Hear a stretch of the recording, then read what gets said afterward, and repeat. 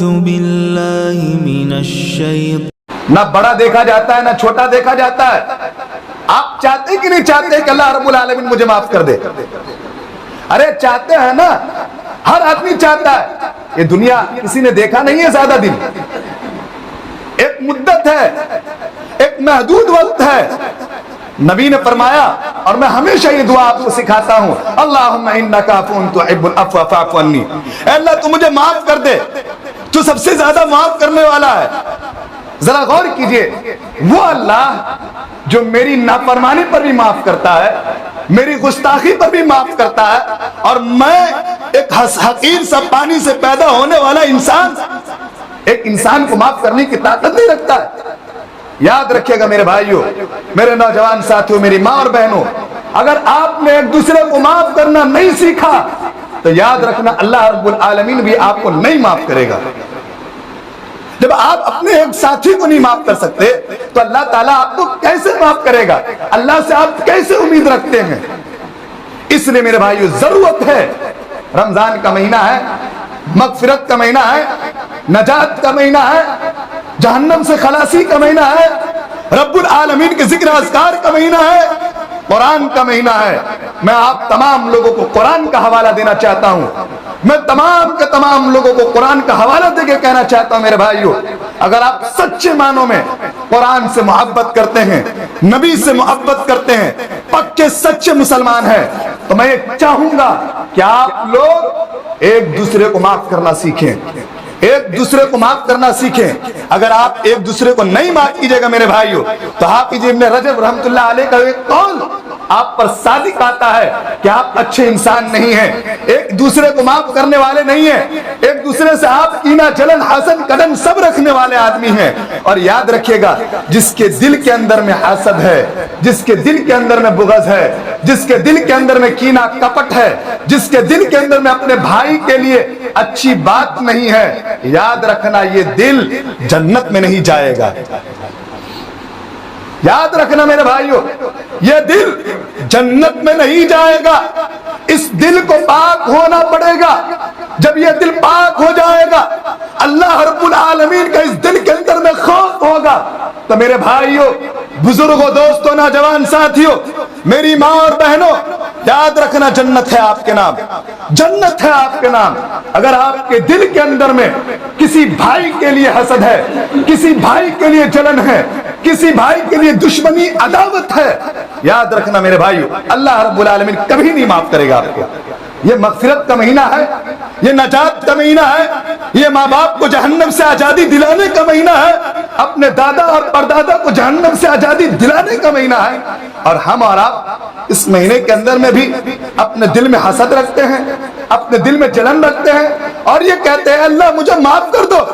کبھی نہیں معافی ملے گی، کبھی نہیں معافی ملے گی آپ کو.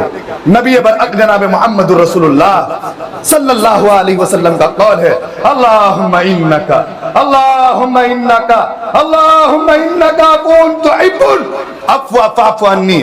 اے اللہ تو مجھے معاف کر دے، اے اللہ تو مجھے معاف کر دے. کیسے معافی ملے گی؟ ایسا ہی یوں ہی تھوڑی نہ ملے گی. آپ کو بھی چاہیے کہ آپ ایک دوسرے کو معاف کریں.